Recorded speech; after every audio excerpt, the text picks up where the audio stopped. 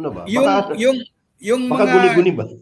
kung yung hindi nakapunta sa Manila o sa Cubao, ang opisina ng Joint Monitoring Committee ng gobyerno o Secretariat ng gobyerno ay nasa tower ng Roman Catholic Church, Diocese of Cubao. Malapit lang yan sa Cathedral ng Immaculate Conception nila.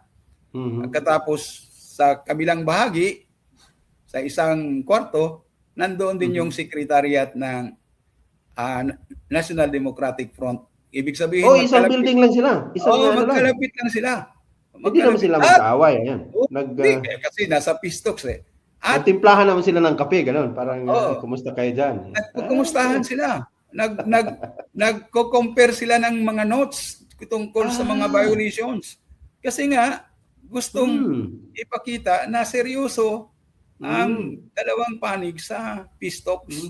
Ibig sabihin ay may mukha talaga, may nangyayari talaga, Father Johnny, dito sa napirmahan na ito. Hindi ito yung parang, kaya nga sabi ko kanina, hindi lang ito propaganda, hindi lang ito teorya. May nangyari talaga, may physical center sila. Mayroong namamagitan siya para matuloy talaga ang Norwegian government. Okay. Namagitan ito. Hindi talaga ito Ang alam ko, ang sumagot sa renta ng building doon sa physical center ng mga magkabilang panig ay ang Norwegian government.